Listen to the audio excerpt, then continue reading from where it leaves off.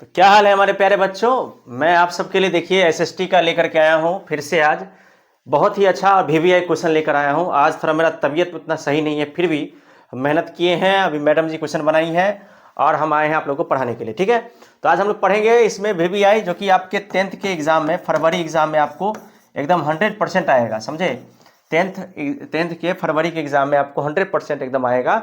इसकी full guarantee हम आपको दे रहे हैं, मेरा वादा है। और आज हम लोग जितना हो सकता है देख सकते हैं, जितना होगा हम सबसे उतना अधिक से अधिक हम लोग क्वेश्चन पढ़ेंगे। और क्वेश्चन पढ़ने का मतलब है कि जितना क्वेश्चन हम लोग को याद हो सकेगा याद करेंगे, जो नहीं याद था उसको पुनः याद करेंगे, जो याद है उसको एक बार रिवीजन करेंगे। ठीक है, तो चलते हैं आप क्वेश्चन की तरफ।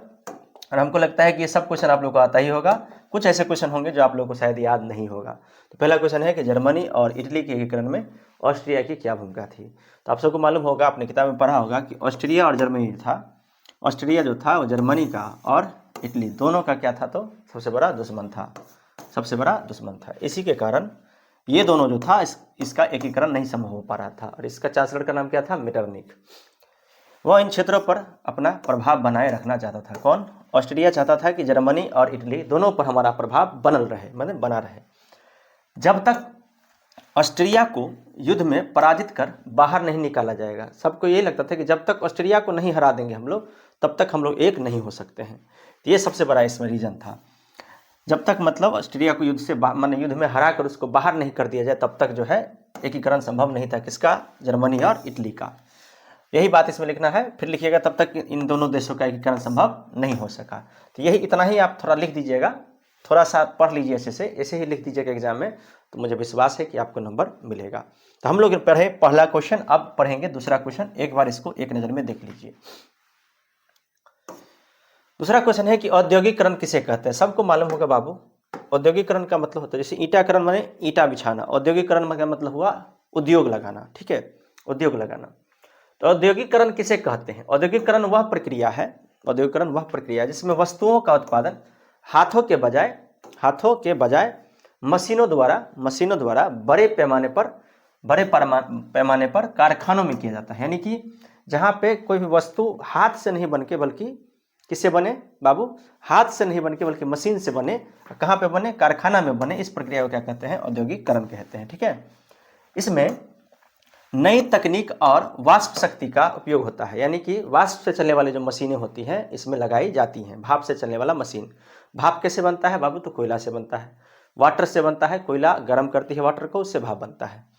तो इससे क्या होता है कि उत्पादन जो है काफ़ी ज़्यादा मात्रा में होती है। अभी बताइए कि जहाँ हाथ और मशीन दोनों में बहुत फर्क है। हाथ किसी काम को अगर 4 घंटा में करेगा तो मशीन उस काम को बस 5 मिनट में कर सकता है। तो यही बात है। तो हमको औद्योगिकरण किसे कहते हैं आप समझ गए होंगे। इतिहास का दूसरा कुछ हम लोग पढ़े हैं। आज हम लोग जितना हो सकता है आज पढ़ते जाएंगे। ठीक है, बस आप लोग जो है थोड़ा सा सपोर्ट करिए और सहयोग करिए। और देखिए इसके बाद अगला क्वेश्चन हम लोग देखते हैं क्या है।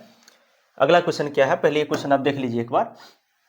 अगला क्वेश्चन हम लोग का है कि हुआ आंदोलन क्या था। देखिए हुआ आंदोलन क्या था, ये भी बहुत महत्वपूर्ण क्वेश्चन है। आप सबको याद होगा कि वियतनाम में 1939 में शुरू हुआ एक बौद्ध धार्मिक और क्रांतिकारी आंदोलन था। यानी हुआ आंदोलन कब शुरू हुआ था बाबू? 1939 ईस्वी में। कब शुरू हुआ था? 1939 में, याद रखिएगा। और ये बौद्ध धार्मिक और क्रांतिकारी आंदोलन था। यानी बौद्ध धर्म का ये सबसे बड़ा धार्मिक और क्रांतिकारी आंदोलन था। इसके संस्थापक कौन थे? हुइन-फूसो, याद रखिएगा, हुइन-फूसो। कौन थे? हुइन-फूसो इसके संस्थापक थे। यह आंदोलन जो था, यह आंदोलन बाबू फ्रांसिस औपनिवेशिक शासन के खिलाफ था। यानी कि जो फ्रांस जो था मतलब कब्जा कर लिया हुआ था किस पे? हिंद चीन पे, उसके खिलाफ में ये जो है आंदोलन हुआ था। ठीक है, इसमें जादू टोना और समाज सुधार भी शामिल थे।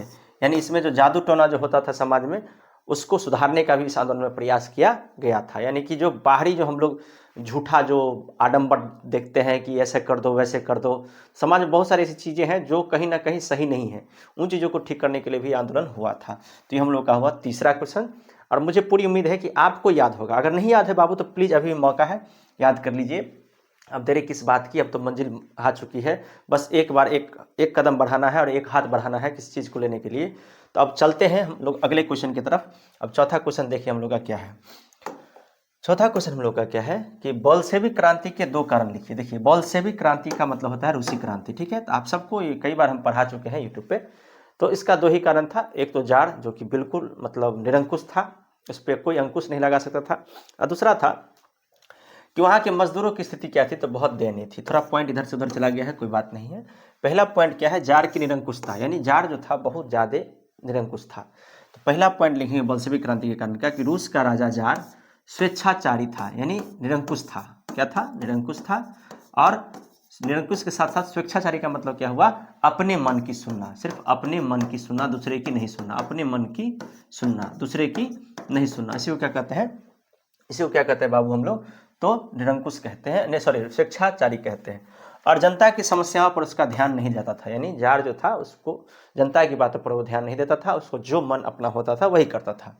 और मजदूरों की दयनीय स्थिति, यानी रूस में जो मजदूर थे वो उनको बहुत कम मजदूरी और ख़राब परिस्थितियों में काम करना पड़ता था। यानी रूस के जो मजदूर थे बाबू, उनको बहुत कम मजदूरी में और बहुत ही माने समझिए खराब परिस्थिति से उनको लड़ना पड़ता था, यानी मजदूरों की स्थिति जो थी बिल्कुल बेकार हो चुकी थी। तो ये दो सबसे बड़ा कारण था बोल्शेविक क्रांति का, ठीक है। इसको रूसी क्रांति भी कहते हैं। अगला देखिए सलम पद्धति। देखिए इतिहास में ही है, सलम पद्धति के बारे में आप सब सुने होंगे कि देखिए क्या है कि जब फैक्ट्री वगैरह लगने लगा, जब फैक्ट्रियाँ लगने लगी, जैसे मान लीजिए एक जगह यहाँ पे बहुत सारा फैक्ट्री लगने लगा, इधर गांव है, तो गांव के लोग क्या करेंगे, फैक्ट्री में चूँकि सारे किसान का ज़मीन ले लिया गया था, तो ये लोग कहाँ आने लगे, तो यहाँ पे आने लगे। जब आने लगे तो इसके इर्द गिर्द जो है क्या बनने लगा, इन लोगों के लिए रहने का व्यवस्था। तो याद रखिएगा इन लोगों को एक ऐसे जगह पर रखा जाता था। तो औद्योगिकरण के कारण जब मजदूर शहरों में बसने लगे तो वो छोटे, गंदे और बिना ऐसा जगह पर उनको रखा गया था। ऐसी जगह वो लोग मजबूर थे रहने के लिए, जहाँ पे एक तो शहर में बसाया गया, क्योंकि फैक्ट्री में लोग काम करने के लिए गए, तो वहाँ पे छोटा छोटा जो होता है गंदा गंदा जगह, वहाँ बिना सुविधा वाला तंग मकान में रहने को इन लोगों को मजबूर, मतलब ये लोग मजबूर थे, क्योंकि इन लोग को किसान से पहले ज़मीन छीन लिया गया था, उनके पास कोई चारा ही नहीं था, क्या करे बेचारा। इसलिए सभी गए शहर में, फैक्ट्री में खटने लगे। अब खटने लगे तो रहने के लिए घर चाहिए, आज की तरह पहले नहीं था, पहले बहुत दिक्कत थी। तो इस तरह से जो है वो लोग एक ऐसे घर में रहते थे जो गंदा था, बिना सुविधा वाला था, तंग मकान था, यानी बहुत छोटा मकान था, आगे में थोड़ा सा बरामदा था, शौचालय की भी सुविधा सही से नहीं थी, ठीक है। ऐसे घने और असुरक्षित, समझ सकते हैं, ऐसे घने और असुरक्षित रिहायशी इलाकों को, ऐसा चीज जगह जहाँ पे घना आबादी रहे चारों तरफ से, अभी भी धारावी करके है मुंबई में जो स्लम इलाका है, ठीक है, याद रखिएगा धारावी। तो पूरा एकदम चारों तरफ से सिर्फ जो मजदूर लोग हैं उनकी, वो लोग रहते थे घेर करके, उस जगह को क्या कहा जाता था, रिहायशी इलाका को क्या कहा जाता था, स्लम पद्धति, यानी स्लम कहा जाता था। यानी जहाँ पे मजदूर लोग रहते थे उस जगह को क्या कहते थे, स्लम कहते थे। अगला देखिए क्या है, हिंद चीन का क्या अर्थ है। सभी को मालूम होगा हिंद चीन में 3 शहर आते हैं, लाओस, कंबोडिया और वियतनाम। तो दक्षिण पूर्व एशिया के उन देशों वियतनाम, लाओस और कंबोडिया, पोस्ट में लिख दीजिएगा, को हिंद चीन कहा जाता है, जिन पर ऐतिहासिक रूप से भारत और चीन का असर है। यानी हिंद चीन में भारत के जो आहार, व्यवहार, विचार है ये देखने को मिलता है, और जो चीन का संस्कार है वो भी वहाँ देखने को मिलता है। आदमी आपको चाइनीज की तरह ही अधिकतर लगेंगे, ठीक है, याद रखिएगा। तो ये होता है हिंद चीन का अर्थ। ये छोटा सा आंसर है इसका, एकदम याद कर लीजिए आप लोग। और अभी तक जो हम लोग 6 पढ़े हैं, आज बिना रुके पढ़ते जाएंगे, पढ़ते जाएंगे, पढ़ते जाएंगे, ठीक है। और देखिए आप लोग कि आप लोग को कितना याद है, याद है, याद है। और अगर नहीं याद है तो प्लीज़ याद करते जाइए, नोट करते जाइए, और एक एक क्वेश्चन पहले पढ़ लीजिए, ठीक है। और आप लोग क्या करते हैं कि वीडियो को भगा देते हैं, स्पीड कर देते हैं बाबू। इसमें क्या होता है कि आप भगा के लिख तो लेते हैं, लेकिन आपको बहुत कुछ छूटता है। आप हर एक बात को पहले समझिए, समझकर खुद से लिखिए, ठीक है। ये तो हम लिखे हैं, आपको खुद से लिखना है। अगला है कि काउंट काबूर कौन था। ये भी बहुत अच्छा क्वेश्चन है, कई बार पूछ सकता है आपको, मेजनी के बारे में जैसे पूछता है वैसे काउंट काबूर। काउंट काबूर कौन था? काउंट काबूर इटली के सार्डिनिया पिडामेंट, याद रखिएगा, सार्डिनिया पिडामेंट राज्य का प्रधानमंत्री था। सार्डिनिया पिडामेंट राज्य का राजधानी मतलब प्रधानमंत्री था। वह एक सफल कूटनीतिज्ञ था, यानी कूटनीति का मतलब होता है कि दो के बीच में ऐसे घमासान करवाना जिससे कि उस जो है टूट जाए। कूटनीति मतलब जो दो के बीच में घुसकर उसको तोड़ना। और कूटनीति के लोग जो होते हैं वो किसी के नहीं होते हैं, कभी इधर कभी उधर। तो इस तरह के कूटनीतिज्ञ थे ये, जिन्होंने ऑस्ट्रिया को हराकर इटली के एकीकरण में सबसे महत्वपूर्ण भूमिका निभाया था। याद रखिएगा, ऑस्ट्रिया को हराने वाला व्यक्ति अगर था कोई तो वो कौन था? काउंट काबूर था। इनके बारे में शॉर्ट में इतना ही जानकारी लिखना है, ठीक है। 2 नंबर वाला क्वेश्चन है। अगला है गांधी इरविन समझौता क्या था? देखिए, गांधी इरविन समझौता क्या था? आपको मालूम होगा कि 5 मार्च 1931 को महात्मा गांधी जो थे, भारत के उस समय जो वायसराय का मतलब जो उस समय में शासन करता था, यानी 5 मार्च 1931 को महात्मा गांधी और तत्कालीन वायसराय लॉर्ड इरविन उस टाइम में भारत में था, उनके बीच एक समझौता हुआ, बैठार हुआ दिल्ली में। इसके तहत गांधी जी ने सविनय अवज्ञा आंदोलन को खत्म कर दिया। इस समझौता के बाद उन्होंने सविनय अवज्ञा आंदोलन को खत्म कर दिया, ठीक है। और उसके बाद क्या हुआ कि और दूसरा गोलमेज सम्मेलन में भाग लेने के लिए सहमत हो गए, यानी कि दूसरा जो पहला गोलमेज सम्मेलन में नहीं भाग लिए तो दूसरे गोलमेज सम्मेलन में भाग लेने के लिए वो सहमत हो गए। लेकिन वहाँ भी गए तो उन्होंने देखा कि एक भी भारतीय वहाँ नहीं है, तो फिर उसका उन्होंने बहिष्कार किया था गांधी जी ने। तो इसी समझौता को क्या कहते हैं? तो गांधी इरविन समझौता, यानी गांधी जी मिले इरविन से दिल्ली में जाके, इस तरह के समझौता को क्या कहते हैं? गांधी इरविन समझौता कहते हैं बाबू। एकदम याद कर लेना है आप सभी को। लोकतंत्र एक वैध शासन है। अब देखिए हम लोग अब आ गए हैं राजनीति में। अभी हम लोग 8 क्वेश्चन पढ़े हैं इतिहास का, अब पढ़ रहे हैं राजनीति का क्वेश्चन। राजनीति को क्वेश्चन पढ़ रहे हैं हम लोग बाबू। अभी जो हम 8 हम लोग पढ़े हैं इतिहास में, आप लोग को कितना सारा याद था आप लोग बताइए कमेंट करके। और अब हम लोग पढ़ेंगे राजनीति में। लोकतंत्र एक वैध शासन प्रणाली है कैसे, यानी लीगल चीज है कैसे। देखिए, लोकतंत्र में सरकार जनता के द्वारा चुना जाता है। लोकतंत्र जनता के लिए, जनता द्वारा बनाया गया शासन व्यवस्था है। तो जब कोई चीज जनता के हाथ में होगी तो वैध तो होगा ही होगा, क्योंकि जनता अपने हिसाब से लोगों को चुनती है और यह कानून के अनुसार काम करता है। अगर किसी को हम चुनते हैं तो वो ऐसा नहीं कि कानून से हट के काम करेगा, कानून के अंदर रह के ही काम करना पड़ेगा उसको। इसमें फैसले लेने की एक निश्चित प्रक्रिया होती है। ये सब आपको पॉइंट लिखना होगा। पहला पॉइंट लिखना होगा, बात लिखना होगा कि यह कानून के अनुसार काम करता है। इसमें फैसले लेने की एक निश्चित प्रक्रिया होती है और सरकार जनता के प्रति जवाबदेह होती है। अगर सरकार हमारी बात को नहीं समझेगा तो उसके लिए आवाज़ उठाया जाता है। इस तरह हम कह सकते हैं कि लोकतंत्र क्या है? तो एक वैध शासन माना जाता है। क्या माना जाता है बाबू? तो वैध शासन माना जाता है, ठीक है। अगला है, देखिए अगला क्या है हम लोग का कि संघ राज्य का क्या अर्थ है? क्या है बाबू? संघ राज्य का क्या अर्थ है? यह राज्य वह व्यवस्था है जहां सत्ता के विभाजन केंद्र सरकार और राज्य सरकार के बीच संविधान द्वारा कर दिया जाता है। जैसे कि एक घर में मान लीजिए 2 भाई हैं, एक घर में 2 भाई हैं, दोनों भाइयों के बीच क्या होता है? तो बंटवारा होता है कि नहीं होता है? मान लीजिए पिताजी जिंदा है, मान लीजिए पिताजी जिंदा है, उससे बहस नहीं है। मान लीजिए पिताजी जिंदा है, फिर भी 2 भाई आपस में बंटवारा कर लेता है, लेकिन उन दोनों की अपनी अपनी शक्ति होती है, उन दोनों की अपनी अपनी शक्ति होती है। इसी प्रकार यहाँ पे पिताजी बैठे हुए हैं, तो मान लीजिए कि पिताजी क्या हो गए? तो पिताजी से मान लीजिए आप हो गए केंद्र, क्या हो गए? केंद्र। और ये दोनों भाई जो हो गए क्या हो गया? राज्य। क्या हो गया? राज्य। अब इस दोनों भाई का अपना शक्ति है, ठीक है, इसके पिताजी का, इनका पिताजी का अपना शक्ति है ना।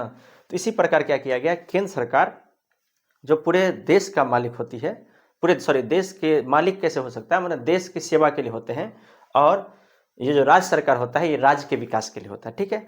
केंद्र सरकार एक पिता के रूप में रोल अदा करता है, जैसे फैमिली में पिता होते हैं जो पूरे परिवार को लेकर चलते हैं, उसी प्रकार केंद्र सरकार पूरे देश को लेकर चलता है और राज्य सरकार एक राज्य को लेकर के चलता है, ठीक है। यही बात आपको याद रखना है। संघ राज्य वह व्यवस्था है जहां सत्ता के विभाजन केंद्र सरकार और राज्य सरकार के बीच संविधान द्वारा कर दिया जाता है। दोनों सरकार अपने अपने क्षेत्र में आज़ादी से होकर के आराम से काम करते हैं, लेकिन कोई ऐसा काम नहीं करते हैं जिससे राज्य और देश को क्षति पहुंचे। अगर कोई ऐसा काम ये लोग करेंगे तो राष्ट्रपति शासन लागू हो जाता है, याद रखिएगा। तो ये हो गया हम लोग को संघ राज्य का अर्थ। क्या हो गया? संघ राज्य का अर्थ। एक बार अच्छे से देख लीजिए बाबू, बढ़िया से पढ़ लीजिए, ठीक है। अब है राजनीतिक दल लोकतंत्र का प्राण है। अगर बहुत सारा दल नहीं होता बाबू, तो हम लोग किसी एक ही को वोट देते खाली, एक ही आदमी जीतते रह जाता, तो आप सोचिए कि उसका मन बढ़ा रहता। तो राजनीतिक दल जो होता है बाबू, जनता की समस्या को सरकार तक पहुंचाती है। जैसे कि अगर हम सरकार में हैं और कोई पार्टी अभी नहीं जीता है, तो क्या करेगा वो? वही हमारी बात को लेकर के धरना करेगा, हल्ला करेगा, जिससे कि बात सरकार तक पहुंचती है। तो याद रखिएगा, राजनीतिक दल की समस्या को सरकार तक पहुंचाते हैं। राजनीतिक दल यानी जनता की समस्याओं को सरकार तक पहुंचाते हैं। चुनाव लड़कर, कोई भी राजनीतिक दल चुनाव लड़कर हम सरकार बनाती है, शासन चलाती है। इनके बिना लोकतंत्र में जनता की भागीदारी और विकल्पों की कल्पना भी करना असंभव है।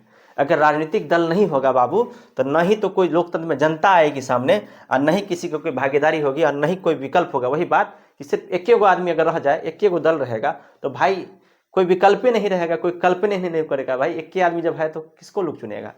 ठीक है। लोकतंत्र में जनता की भागीदारी और विकल्प माने ऑप्शन, जना कि बहुत सारा पार्टी होता है लोगों के पास, ये करना असंभव हो जाएगा। इसलिए इन्हें लोकतंत्र का प्राण कहा जाता है। क्या कहा था बाबू?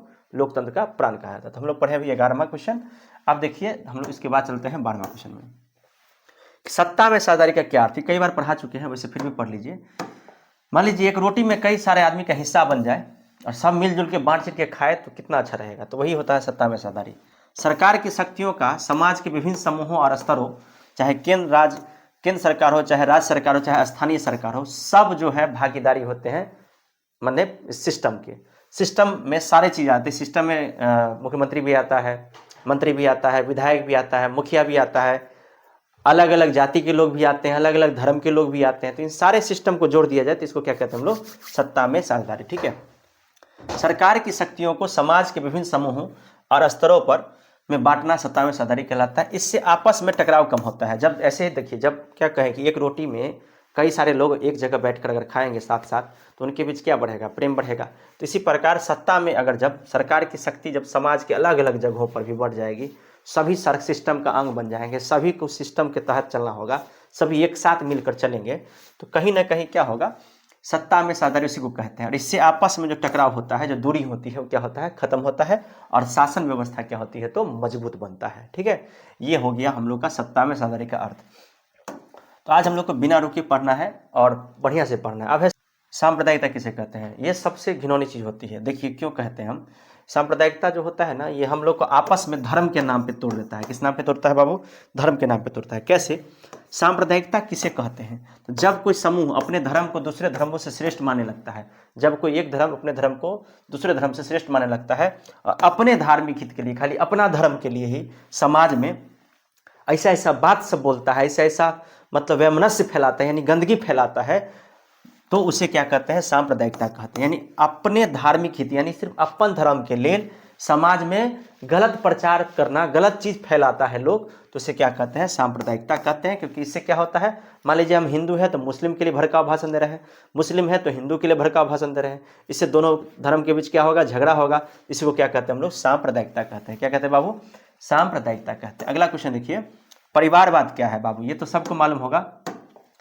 कि जब किसी राजनीतिक दल या सत्ता के पदों पर, जब किसी राजनीतिक दल या सत्ता के पदों पर एक ही परिवार के, खाली बस एक ही परिवार के सदस्यों का दबदबा बना रहे, तो उसको क्या कहते हैं बाबू, उसको क्या कहते हैं, तो उसको कहते हैं परिवारवाद। ठीक है, कोई भी राजनीतिक दल सिर्फ अपने ही परिवार के, अपने ही सदस्यों को सिर्फ टिकट दे, अपने ही लोगों के लिए हमेशा लड़ते रहे, मरते रहे, इस तरह के विचारों को क्या कहते हैं, परिवारवाद कहते हैं।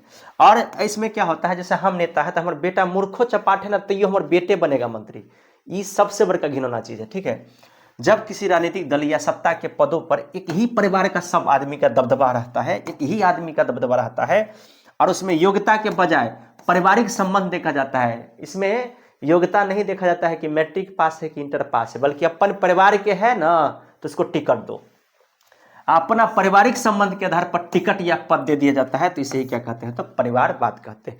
इसी तरह से लिखिएगा एग्जाम में बाबू, एक झलक दो झलक पढ़ लीजिए, याद हो जाएगा आपको। ठीक है, अब है नगर निगम क्या है बाबू। नगर निगम जो होता है ना, इसके दो कार्य बोल रहे हैं लिखने के लिए। बड़े शहरों के स्थानीय प्रशासन को, बड़े बड़े जैसे मधुबनी एक शहर हो गया, बेनीपट्टी नहीं, मधुबनी एक शहर हो गया, दरभंगा एक शहर हो गया, तो बड़े शहरों के स्थानीय प्रशासन को नगर निगम कहते हैं। क्या कहते हैं बाबू, बड़े शहरों के स्थानीय प्रशासन को क्या कहते हैं, नगर निगम कहते हैं। क्या कहते हैं, नगर निगम। इसका पहला काम क्या होता है, पहला काम होता है शहर की साफ सफाई करना, और जो कचरा जो लगता है कूड़ा कचरा, उसको सही से मैनेजमेंट करना। और दूसरा काम क्या होता है, सही से सभी को पानी की व्यवस्था करना, यानी पीने वाला जल का व्यवस्था करना, और सड़क पर रोशनी यानी ऐसे वाला लाइट लगाना। ये दो काम इसका होता है, याद रखिएगा। शहर की पूरी साफ सफाई, कूड़ा कचरा को हटाना, और सबके लिए पानी की व्यवस्था, और सड़क पे लाइट का व्यवस्था, ये काम किसका होता है बाबू, तो नगर निगम का होता है। तो ये परिवारवाद और नगर निगम आपने देख लिया। इसमें थोड़ा मिस्टेक है, ये पॉइंट नीचे आएगा, कार्य 1 और कार्य 2 करके लिखिएगा। ठीक है बाबू, ऐसे एग्जाम में लिखिएगा। तो चलते हैं हम अगले क्वेश्चन की तरफ। अब देखिए हम लोग 15 क्वेश्चन पढ़ चुके हैं। 16वां क्वेश्चन हम लोग का, जिला परिषद क्या है बाबू। जिला परिषद क्या है, ये भी क्वेश्चन बहुत इंपॉर्टेंट है। देखिए जिला परिषद क्या है, पंचायती राज व्यवस्था का तीसरा और सबसे ऊंचा स्तर। देखिए पंचायती राज व्यवस्था का तीसरा और सबसे ऊंचा स्तर क्या कहलाता है, जिला परिषद कहलाता है। याद कर लीजिए बाबू, पंचायती राज व्यवस्था जो होता है, पंचायत, जैसे कि हम लोग आप लोग किसी पंचायत से होंगे, गांव में अगर होंगे तो नगर पंचायत चलता है, शहर में होंगे तो नगर निगम चलता है। ठीक है, तो पंचायती राज व्यवस्था का तीसरा और सबसे ऊंचा स्तर क्या कहलाता है बाबू, तो जिला परिषद कहलाता है। अब इसके दो कार्य होते हैं। कार्य एक, जिले के सभी पंचायत और पंचायत समितियों के कार्यों में तालमेल बना, यानी कि जितना भी पंचायत समिति जो होता है, देखिए चुनाव होता है ना मुखिया वाला, तो मुखिया बनता है, सरपंच बनता है, देखे होंगे मुखिया। देखिए पहले बनता है वार्ड, ठीक है, वार्ड के बाद क्या बनता है आपको, वार्ड बनता है, उसके बाद जो है आपको सरपंच हुआ, सरपंच के बाद मुखिया हुआ, ठीक है ना, ठीक है, वार्ड हुआ, सरपंच हुआ, मुखिया हुआ, इसके बाद जो है आपको पंचायत समिति हुआ और जिला परिषद हुआ। ऐसे 1 2 3 4 5। तो अब इसमें क्या होता है कि पंचायत समिति जो किसको बनाती है, पंचायत समिति से क्या बनता है, जिला परिषद होता है।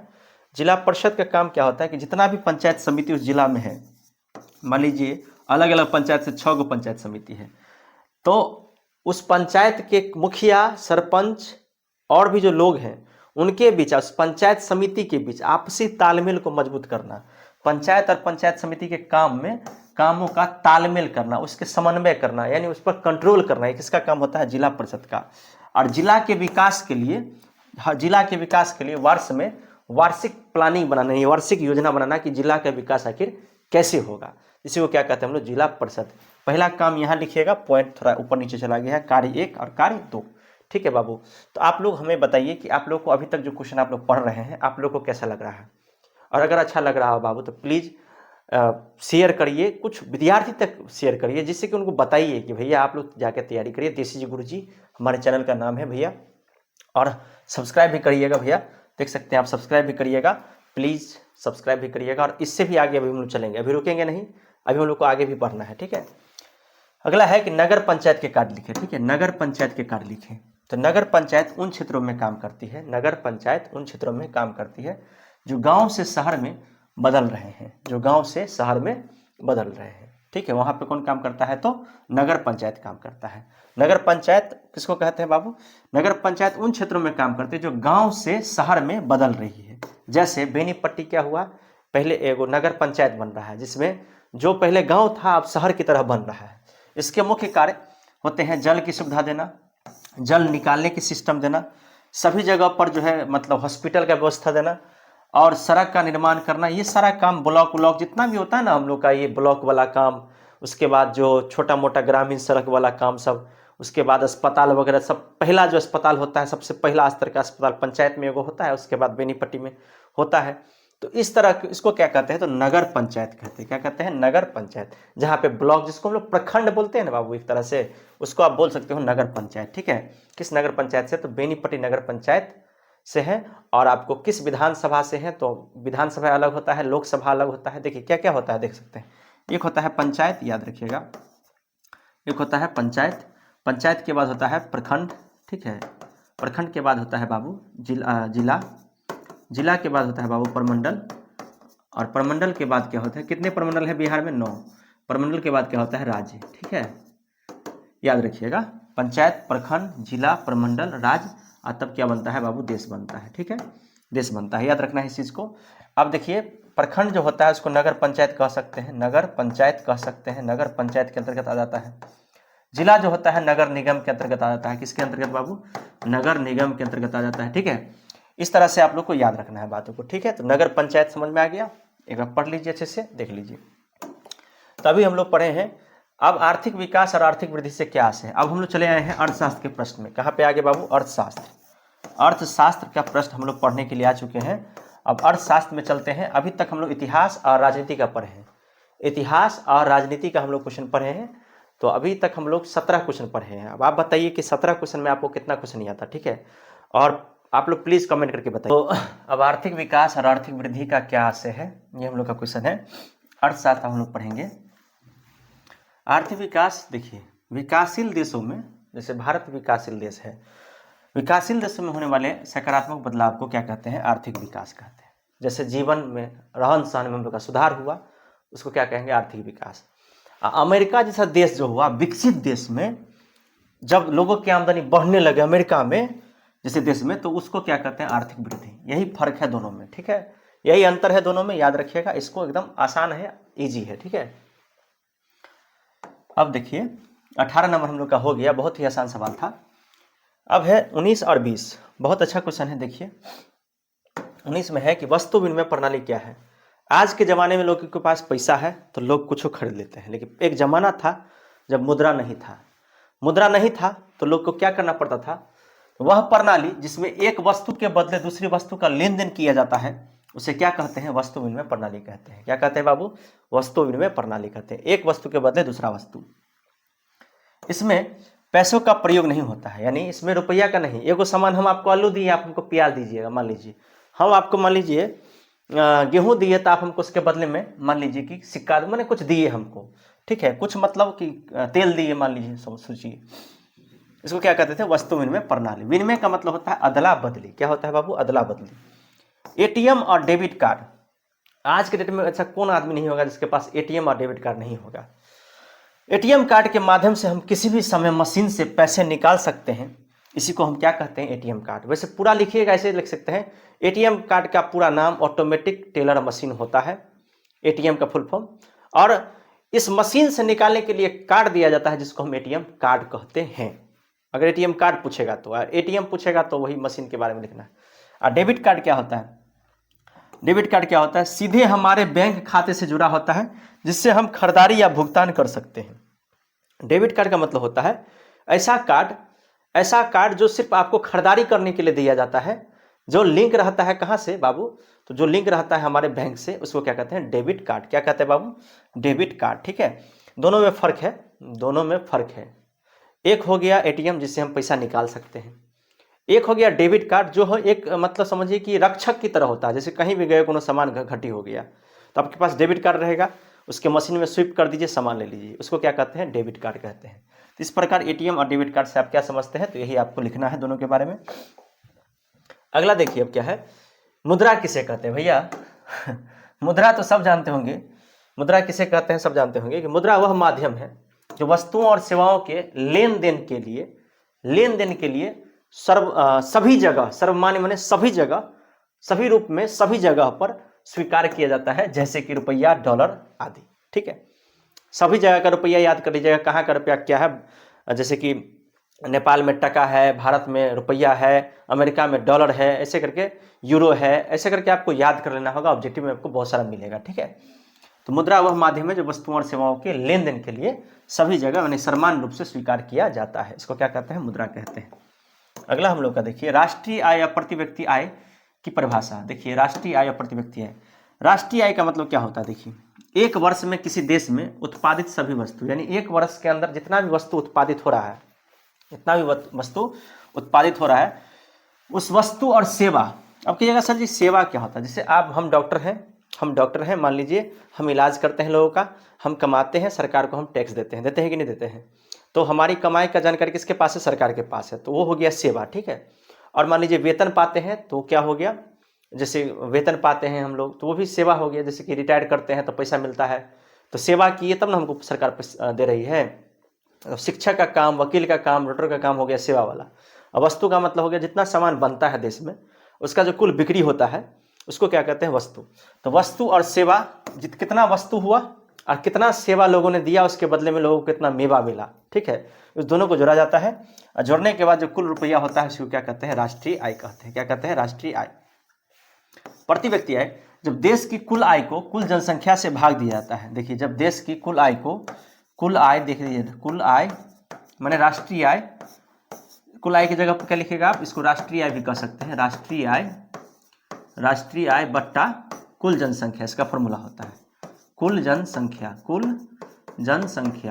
ठीक है, तो इसी को क्या कहते हैं, जब देश की कुल आय को कुल जनसंख्या से भाग दिया जाता है तो उससे क्या कहते हैं, तो उस भागफल को क्या कहते हैं, प्रति व्यक्ति आय कहते हैं। ठीक है, ये हम लोग का हो गया 22वां क्वेश्चन। अब देखिए 23 नंबर में क्या है कि सकल घरेलू उत्पाद, जीडीपी किसे कहते हैं। देखिए बहुत इंपॉर्टेंट क्वेश्चन है, जीडीपी किसे कहते हैं।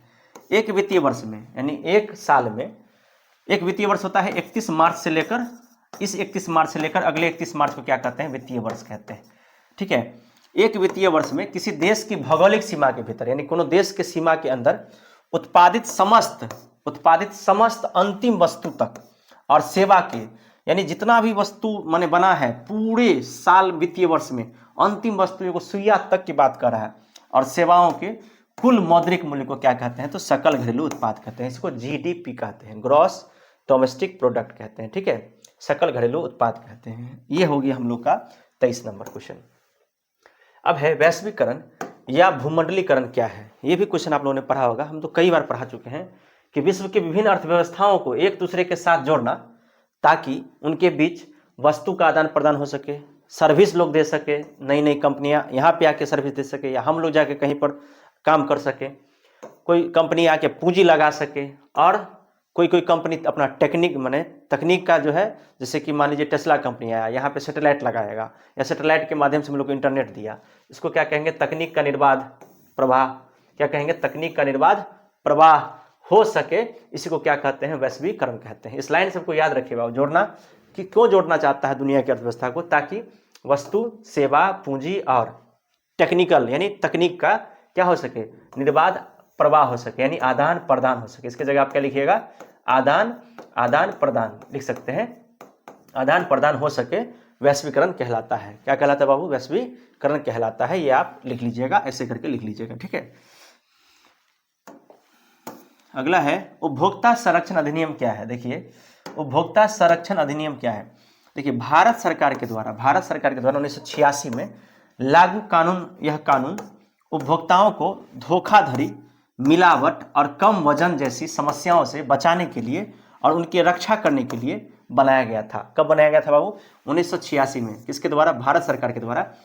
जो लोग थे ना उनको कम वजन मिलता था, सामान खराब मिलता था, इस सब को बंद करने के लिए, काला बाजारी को बंद करने के लिए, मतलब एक तरह से समझिए कि उपभोक्ता कहीं से ठगाए नहीं, ठगने से बचाने के लिए कानून बना था। और इसको क्या कहते हैं हम लोग, तो उपभोक्ता संरक्षण। लेकिन पूरा लिखना पड़ेगा, इस तरह से लिखिएगा तब ना आपको नंबर मिलेगा बाबू। थोड़ा सा पढ़ लीजिए, एक दो बार पढ़ लीजिए, पढ़ के थोड़ा आप समझ लीजिए, समझ के लिख लीजिए, है ना। अच्छे से लिखिए बाबू प्लीज़। मिलावट और कम वजन जैसी समस्या क्या क्या करने के लिए बना था, इसको भी लिखना जरूरी है, ठीक है। हम थोड़ा थोड़ा आपको समझाते हैं और आप लोग प्लीज़ भगा करके मत देखिए, सुनिए, पूरी बात को सुनिए और तब देखिए।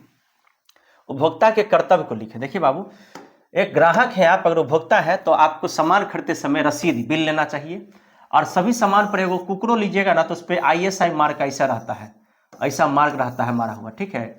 तो ISI मार्क जो होता है वो कुछ इस तरह का होता है, ऐसे करके आपको होता है, ठीक है ना, ऐसे करके होता है, ऐसे, इसको कहते हैं IS मार्क। हेलमेट लीजिए, कुछ लीजिए, इस पर ISI या एग मार्क रहता है, एग मार्क रहता है, ऐसे करके पट्टी की तरह रहता है, एग मार्क रहता है, ठीक है। जैसे गुणवत्ता चिन्हों की जांच करनी चाहिए, जब मतलब हमेशा याद रखिएगा ऐसे चीज़ों का जांच करना चाहिए। और उस जब तक आपको नहीं लगे कि नहीं डुप्लीकेट है तब नहीं लीजिए, क्योंकि ये सब नहीं रहेगा मारा हुआ मतलब डुप्लीकेट है, जांच करनी चाहिए। और विज्ञापनों से गुमराह नहीं होना चाहिए, यानी कंपनी सब ऐसा ऐसा प्रचार करेगी कि क्रीम लगा लीजिए 10 दिन में गोर हो जाएगा भैया, कई हो सकते हैं कई नहीं हो सकते क्रीम से भैया गोर, तो गुमराह नहीं होना चाहिए, ये आपका कर्तव्य है। और उपभोक्ता के अधिकार देखिए, उपभोक्ता को सुरक्षा का अधिकार, सूचना का अधिकार, चयन का अधिकार और शिकायत निवारण का अधिकार मिला है, यानी 4 अधिकार मिला। पहला, कोई भी वस्तु लेते हैं उसका रक्षा सुरक्षा का अधिकार आपको दिया गया है। दूसरा, कोई भी काम, सरकारी काम हो या कोई भी काम हो रहा है सरकार की तरफ से, उसका सूचना आपके पास आ सकता है कि कितना रुपया लागत लगा है, क्या क्या खर्चा हुआ है, इसका आपको चुनने का अधिकार है, आप अपने पसंद से किसी भी चीज़ को चुन सकते हैं। उसके बाद आपके साथ अगर धोखाधड़ी होगा तो उसके लिए जिला फोरम है, राज्य फोरम है, राष्ट्रीय फोरम है, जहाँ पे आप 20 लाख तक, 1 करोड़ तक, माने सबका बना हुआ है सिस्टम, आप वहाँ पे अपना शिकायत कर सकते हैं। तो ये हम लोग का हो गया 27 नंबर क्वेश्चन। अब आप लोग बताइए कि आप लोग इसमें से कितना याद था, नहीं याद था। अब देखिए हम लोग भूगोल में आ गए हैं, ठीक है बाबू, हम लोग भूगोल में आ गए हैं। सोपानी कृषि क्या है, आप लोग पढ़े होंगे कि पहाड़ी ढलानों पर मिट्टी के कटाव को रोकने के लिए, पहाड़ी ढलान पर जो होता है ना, ऐसे पहाड़ पर, मान लीजिए पहाड़ है, पहाड़ देख लीजिए बाबू, ऐसे करके पहाड़ है, ठीक है। तो यहाँ पे क्या है बाबू, दिखा देते हैं हम आपको, पहाड़ है, ठीक है। पहाड़ पे देखिए, पहाड़ पे ऐसे ऐसे ऐसे ढलान रहता है, ठीक है, ऐसे ऐसे ढलान रहता है, ठीक, ऐसे ऐसे क्या रहता है बाबू, तो ढलान रहता है ना, ऐसे ऐसे ढलान रहता है। तो याद रखना है, तो इस ढलान पर जो वर्षा होती है ना बाबू, वर्षा जो होती है तो क्या होता है, ये इधर की ओर मूवमेंट करता है, ठीक है, इधर की ओर मूवमेंट करता है। तो ये मूवमेंट नहीं करे, इसके लिए क्या करता है, सीढ़ी की तरह बनाया जाता है, जिससे कि यहाँ पे मान लीजिए सीढ़ी बना दिया तो ये जो ऊपर से जो आ रहा है यहाँ पे घिरा जाए, ठीक है। इसको क्या कहते हैं कि पहाड़ी ढलानों पर मिट्टी के कटाव को रोकने के लिए सीढ़ीनुमा खेत बनाकर की जाने वाली खेती को क्या कहते हैं, तो सोपानी कृषि कहते हैं। और यह उत्तराखंड जैसे पहाड़ी राज्य में सबसे अधिक प्रचलित है, याद रखिएगा उत्तराखंड, ठीक है।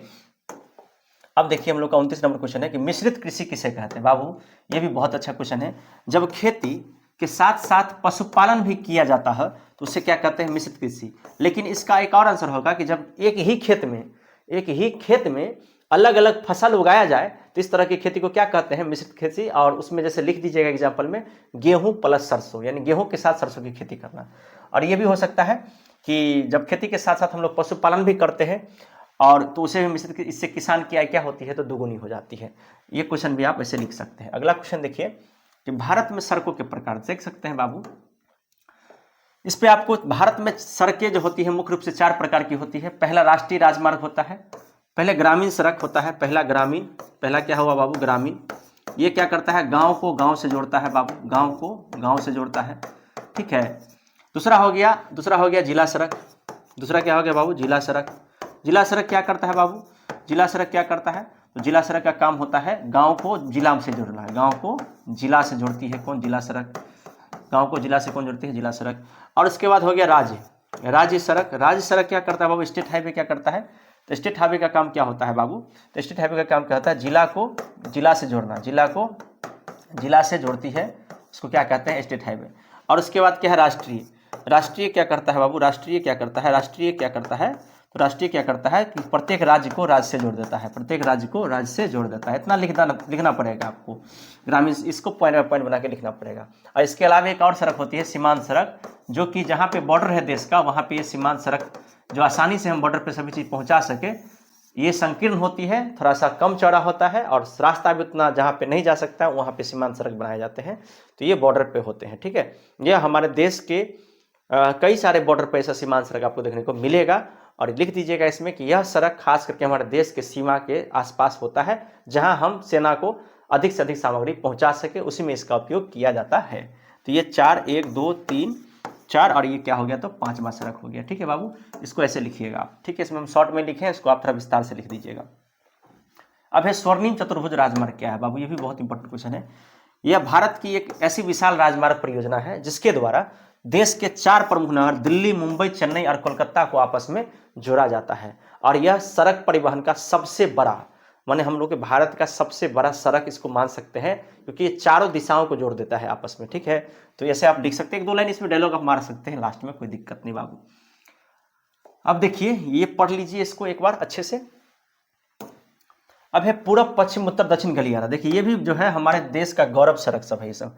उत्तर दक्षिण गलियारा जो है श्रीनगर को कन्याकुमारी से जोड़ती है, और पूरब पश्चिम गलियारा जो है सिलचर यानी असम को प्रबंध यानी गुजरात से जोड़ने वाला सड़क होता है। इतना लिख दीजिएगा इस सड़क के बारे में, तो आपके लिए काफ़ी हो जाएगा। और अगर आपको सड़क, भारत के सड़क परिवहन का वर्णन करेगा, लिख देगा, पूछेगा, तो पहले चारों सड़क के बारे में लिख दीजिएगा, और तब स्वर्णिम चतुर्भुज राजमार्ग के बारे में लिख दीजिएगा, और पूरब, पश्चिम, उत्तर, दक्षिण गलियारा के बारे में लिख दीजिएगा। और आपके किताब में राष्ट्रीय राजमार्ग दिया होगा, 3-4 गो 5 गो राष्ट्रीय राजमार्ग का नाम याद रखिएगा कि हमारे भारत में कौन कौन सा NH है, उसका नाम याद रखिएगा, एग्जाम में पूछेगा, ठीक है।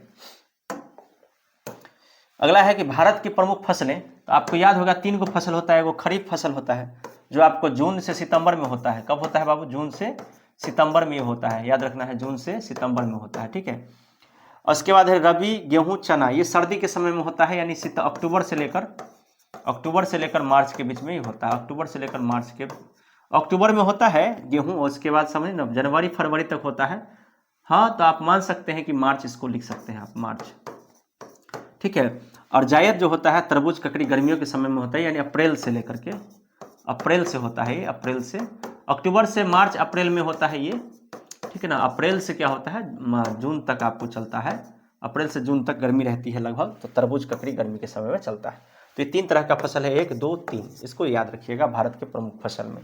और अगर सिर्फ नाम पूछेगा आपको तो भाई गेहूँ, माने गेहूँ, चावल, चना, सरसों, मूंग, मकई, ऐसे करके लिख दीजिएगा। केला, ये सब लिख सकते हैं आप। केला सॉरी फसल में नहीं आएगा, केला तो फल में आ जाएगा। भारत में डाक चैनल, देखिए पोस्ट ऑफिस के लिए बनाया गया था। तेजी से डाक पहुंचाने के लिए भारत में 6 गो प्रमुख डाक चैनल है। पहला राजधानी चैनल, दूसरा मेट्रो चैनल, तीसरा ग्रीन चैनल, चौथा बिजनेस चैनल, 5वां बल्कमैन चैनल और 6ठा पीरियोडिक चैनल। इस भारत में 6 गो डाक चैनल चलता है। इसका नाम को खाली आपको याद रख लेना है, ये आपको याद करना पड़ेगा बाबू। हम कतनों रटा देंगे, आपको नहीं याद होगा, आप खुद से याद कर लीजिए, ठीक है। वैसे हम एक बार कहते हैं राजधानी मेट्रो ग्रीन, राजधानी मेट्रो ग्रीन, राजधानी metro green, business business business business, bulk bulk bulk, mail bulk mail, और पीरियोडिक पीरियोडिक पीरियोडिक पीरियोडिक, ऐसे करके याद करें बाबू, याद हो जाएगा, पक्का याद हो जाएगा।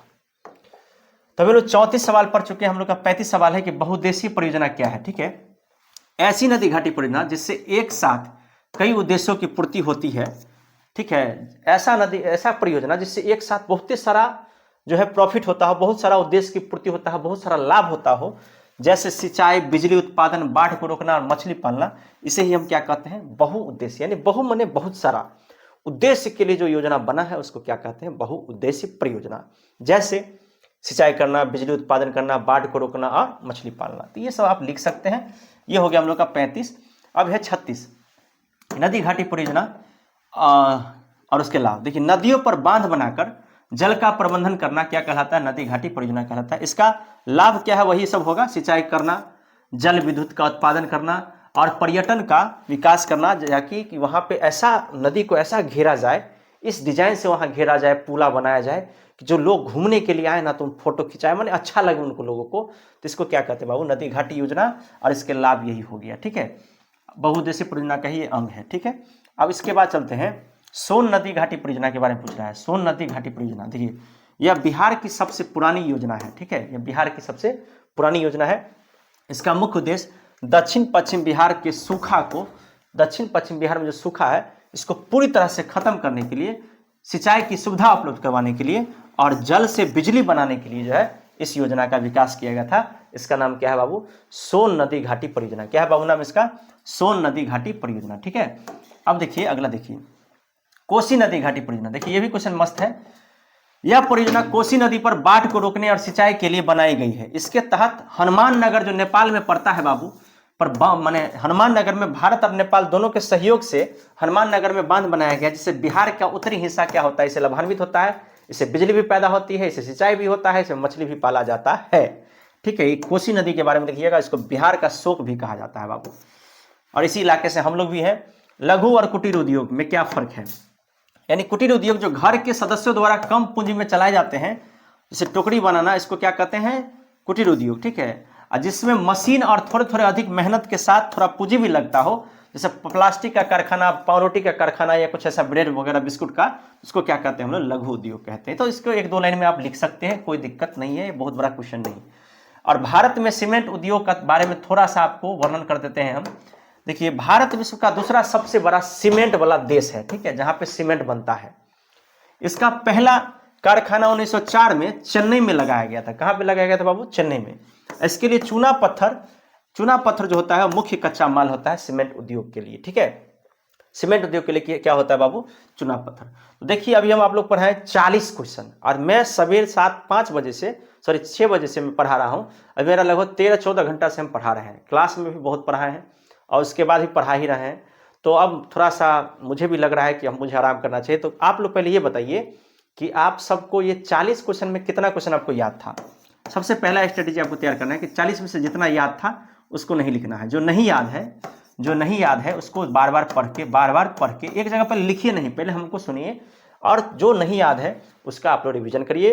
और ऐसे ही हम 40-50 क्वेश्चन लेकर आते रहेंगे बाबू। 2-3-4 क्लास देंगे ना, तो लगभग इतिहास, राजनीति का जितना क्वेश्चन लोग पढ़े हैं उसी को बार बार रिवीजन करना है। ठीक है, तो फिर मिलते हैं नेक्स्ट वीडियो में आप लोग से। और आप लोग के लिए इतना मेहनत करते हैं तो प्लीज़ एक लाइक तो बनता है और एक कमेंट भी बनता है। प्लीज़ कमेंट भी करिएगा, और फिर मिलेंगे हम लोग अगले वीडियो में। तब तक के लिए आप सभी को जय हिंद, जय भारत, जय मिथिला, जय मैथिली।